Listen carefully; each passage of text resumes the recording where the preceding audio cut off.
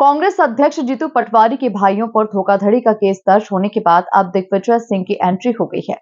पूर्व सीएम दिग्विजय सिंह जीतू पटवारी के भाइयों की लड़ाई लड़ने के लिए इंदौर पहुंचे। इस दौरान उन्होंने पुलिस प्रशासन पर भाजपा सरकार के कार्यकर्ता बनकर काम करने का आरोप लगाया। बता दें, उन्होंने कहा कि कांग्रेस नेताओं पर चुन चुनकर मुकदमे दर्ज किए जा रहे हैं। देखिए खास रिपोर्ट।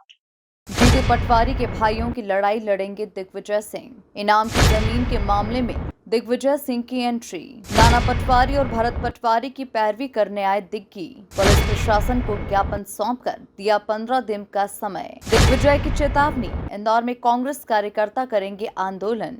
दिग्विजय बोले, कांग्रेस नेताओं को चुन चुन कर कार्रवाई की जा रही है। तेजाजी नगर पुलिस ने प्रदेश कांग्रेस अध्यक्ष जीतू पटवारी के भाई भरत पटवारी और नाना पटवारी सहित इंदौर के जिला कांग्रेस अध्यक्ष सदाशिव यादव के खिलाफ धोखाधड़ी का केस दर्ज किया है। जमीन पर कब्जा करने और धमकाने के लिए उन पर भारतीय न्याय संहिता BNS की धारा लगाई गई है। वहीं अब पूर्व मुख्यमंत्री दिग्विजय सिंह जीतू पटवारी के भाइयों की लड़ाई लड़ने के लिए इंदौर पहुंचे और पुलिस प्रशासन को एक ज्ञापन सौंपा। इस दौरान दिग्विजय सिंह ने कहा कि मैंने अपने राजनीतिक जीवन में किसी भी विभाग के अधिकारियों को सत्ताधारी दल के कार्यकर्ताओं के रूप में कार्य करते पहले कभी नहीं देखा।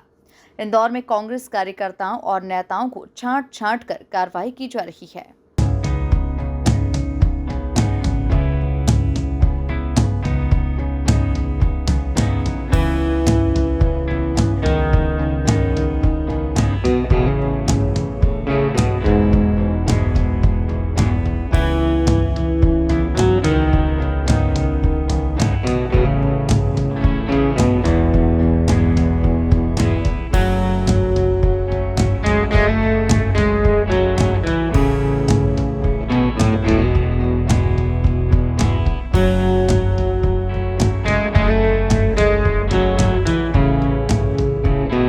दिग्विजय सिंह ने ग्वाला कॉलोनी मामले में कहा कि 1994 से 1996 में इंदौर से डेयरियां शिफ्ट करने का सुझाव आया। उस जमीन पर यादव समाज ने ट्रस्ट का गठन कर श्री कृष्ण का मंदिर और गौशाला निर्माण करने का फैसला लिया। ट्रस्ट का रजिस्ट्रेशन हो गया, लेकिन नोटिफिकेशन नहीं हुआ। लेकिन अब जीतू पटवारी के भाइयों पर मुकदमा दर्ज हो जाता है।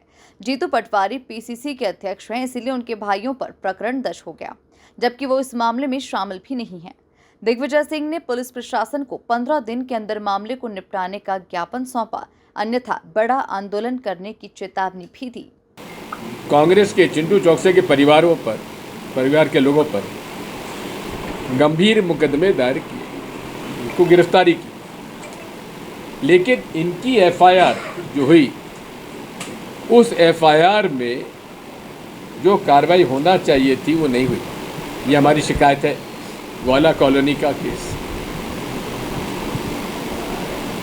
ये केस मुझे थोड़ा सा इसलिए पहले मालूम है कि वर्ष 94-96 में इंदौर से डेयरी जो है उनको बाहर शिफ्ट करने का एक सुझाव आया, तो वहाँ सरकारी ज़मीन थी, वहाँ ग्वाला कॉलोनी के नाम से उसको डेवलप करना चाहते थे, लेकिन वो फिर डेवलप हुई नहीं। लोग वहाँ गए नहीं, किसी कारणों से वो ज़मीन खाली पड़ी थी। उस ज़मीन पर यादव समाज ने, जो कि गौ पालक है, उन्होंने एक ट्रस्ट का गठन किया और गठन करने के पश्चात वहाँ श्री कृष्ण का मंदिर और गौशाला निर्माण करने का निर्णय लिया। ट्रस्ट का रजिस्ट्रेशन तो हो गया है, लेकिन उसका नोटिफिकेशन नहीं हुआ। इस पूरे मामले में पुलिस प्रशासन का कहना है कि सरकारी जमीन को खुर्द-बुर्द करने के मामले में FIR दर्ज की गई है। FIR में जो भी तथ्य सामने आएंगे उसके अनुरूप कार्रवाई की जाएगी। देखिए, कांग्रेस के लोग एक FIR दर्ज हुई है तेजाजी नगर में, जिसमें सरकारी ज़मीन पे खुर्द-बुर्द करके वहाँ पर एक जो गौशाला के लिए आवंटित सरकारी भूमि थी, वो एक समाज विशेष का वहाँ पर एक ट्रस्ट बनाया जा रहा था, और वहाँ की जो ज़मीनें हैं उसमें से एक मुलजिम जो है वो लगातार सोशल मीडिया पर उसे लोगों को आवंटित भी कर रहा था, पैसे भी ले रहा था।